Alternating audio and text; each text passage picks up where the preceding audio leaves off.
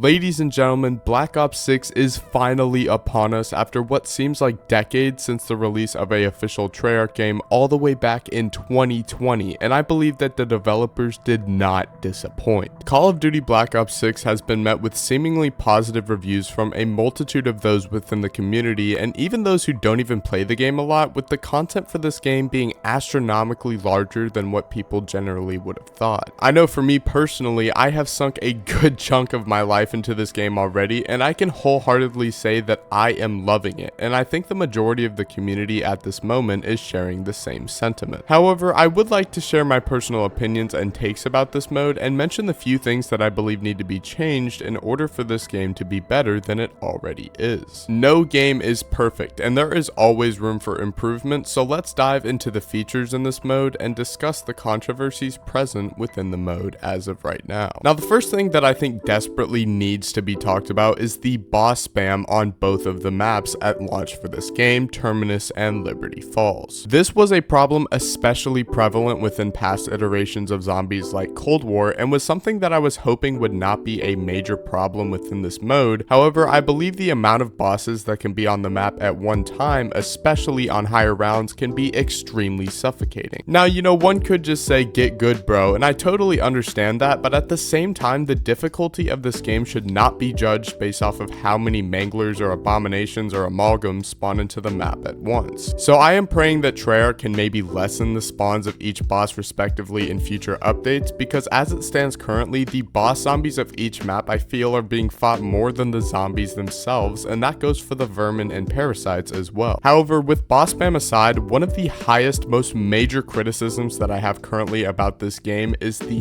health regeneration. If there was one thing I would want to be tweaked as of making this video, it would most certainly be how the health regen system works in this game. If you are unfamiliar, Black Ops 6 Zombies does actually let you take an insane amount of hits for a zombies game, which is really interesting. However, when getting a red screen like previous titles, it seems that it takes literal days to start healing again. Like seriously, this is my biggest issue with this game currently, because this feature essentially makes Quick Revive a crutch perk because of how long it takes to begin regenerating health after being hit to near death, which is not something that should be encouraged by the developing team. The majority of my deaths personally have been from the fact that I thought I should have been regenerating when I really hadn't been, and once again, you could just say get good bro, but it seriously is an issue and is the main reason I actually run stims compared to Casimir's or other crutch tacticals. But with the health regeneration aside, I have one more major issue with this game before getting into the minor gripes that I personally have about this game, which should say a lot about how much I really do love this mode. However, even though I am a huge fan of this mode and everything, the current state of the weapons in this game needs to be fixed as soon as possible, and let me explain. Black Ops 6 in general came out with a decent amount of weapons available to the player, and I'm actually very grateful for that. However, every single weapon in this game seems to be extremely weak when moving up the rounds. This game desperately either needs to buff weapon damage or add double tap to the game as a potential DLC, because from my experience and playing with a variety of weapons, they really do not do great damage at all throughout all my playthroughs, and honestly become useless past about round 30, forcing the player to use the wonder weapons of the map rather than the weapon you actually came in with. This additionally does not help the fact that the old point system isn't in the game, as even on Liberty Falls, which is obviously the smaller of the two maps, I often find myself in an extreme point deficit all throughout my game, which is something that I found to be another way of adding artificial difficulty and honestly completely unnecessary in this game. In my opinion, it should be a problem when a triple pack-a-punch gold rarity gun is not killing efficiently on round 30 and up, and is something that I believe may need to be looked into for further tuning in development. However, that is pretty much all of the major gripes and problems that I have with the mode, and I wanted to discuss some systems that I see some people having a problem with, and just to see if I generally agree or not. Obviously, not many are a fan of the armor system within the game. However, I actually find myself not really being bothered as much as I thought I would. Obviously, I would rather have a shield or just no armor whatsoever, but I generally have not had any major issues with armor. The pricing of the armor is somewhat justified. Having a wall buy for 14,000 points is something I thought I would never see, but having tier 3 armor is actually really nice, so I believe it's priced appropriately.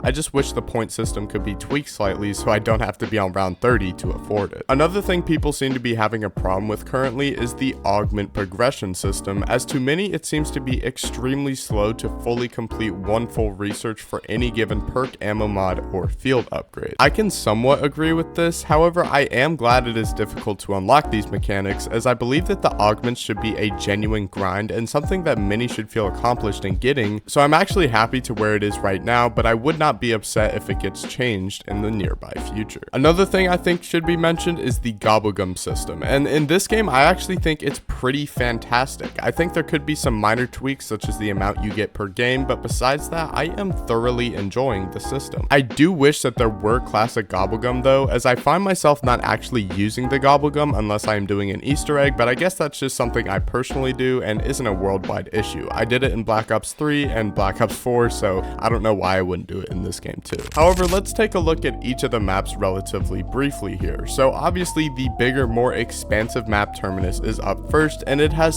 so much content. I am actually a major fan of this map, and I would actually arguably place it above anything we ever got in Cold War, which is extremely positive sign for the DLC to come in the future. The wonder weapon for this map, the Beam Smasher, unfortunately does need a buff in my opinion, as while it is pretty decent at killing a horde of zombies, the amount of damage this thing does to bosses is pretty horrendous and honestly pretty laughable, so I hope that it receives maybe a minor buff in the future. This map genuinely feels like a old zombies map once again. While playing the Easter egg, I actually felt like I was running through a Black Ops 1 style of Easter egg again, and it felt amazing actually. I believe the Easter egg for this map is currently at a perfect difficulty, as the general quest and its steps are relatively easy, however the boss fight at the end is extremely difficult and intense. But let me talk about this boss fight for a minute, because like seriously, this has to be one of the best boss fights we have had in a while, or arguably ever. I mean, who would not want to fight this giant Kraken dude? Like, it is easily one of my favorites in the game so far, and I definitely will be replaying this Easter egg in the future. The layout of this map is actually pretty fantastic, but while the islands are cool, I will say that I actually often don't find myself on them unless I'm obviously completing the Easter egg, as there really isn't any incentive to visit them due to their lack of general resources. I am extremely ecstatic to see where the story is going, however, as with the final cutscene for Terminus, which spoilers ahead if you don't want to hear, included so many details that can be theorized and broken down to include things such as the Chaos story. Like, what? However, it is safe to say that I am extremely pleased with how this map turned out, and this will definitely go down in history for me personally as one of the best launch maps. Switching gears to Liberty Falls, I actually find myself enjoying this map a lot more than I thought I would after initially seeing it being played at COD Next. I am extremely pleased with how this map turned out, as while the Easter egg is nothing special, there are so many little secrets and other side Easter eggs that can be completed on this map, which is just amazing. A buildable jet gun is also something I am extremely happy about, and I love the feel of it, although it is a little bit slow, but the movement speed in this game is generally actually extremely fast, so I think it kind of counteracts that. The layout of this map is super easy to understand, and Liberty Falls is actually my most played map I think in the game right now, just because I'm trying to level up and things, which is what its purpose was from the very start of course, so I'm glad it's living up to its purpose. I do find the colors can be a little less saturated and dull compared to Terminus, and I honestly can't even tell they made the change to the overall atmosphere of the map like they said they did, which honestly really isn't the biggest issue in the world for me, but it would have been nice. The Easter egg of this map is extremely easy and simple to follow, which is something that I have been a fan with, as with Terminus and its lengthy and large Easter egg, it is nice to be able to complete a smaller Easter egg while also feeling accomplished knowing that you completed one. The steps are easy and the boss fight is extremely easy. It's not really even honestly a boss fight, it's just a bunch of HVTs, but just as long as you bring in a mutant injection, you're gonna be fine. The story of this map is slightly lacking, but I am a huge fan of the written messages on the wall returning from older zombies. I don't know if anyone has actually seen this, but in the spawn there is actually writing on the wall that says Eddie is a liar, which is obviously a reference to Teddy is a liar from Black Ops 1, which is just really cool seeing that homage. However, that is all I really wanted to talk about with Black Ops 6 Zombies, and the first week of this game's release. I am extremely pleased with how this game ultimately turned out. The content for each map is extremely present, and I definitely will be going back to both of these maps to play in the future, which is just a fantastic sign of the game and its health. I do believe, however, that some of the issues brought up earlier in the video do need to be addressed, however, as they are some of the more prevalent issues in the game currently, and I hope that the developers can mitigate the damage of what they have done. But with that said, let me know what you guys think of Black Ops 6. I always love hearing your guys' opinions and what you have to say, so just let me know what you guys think so far,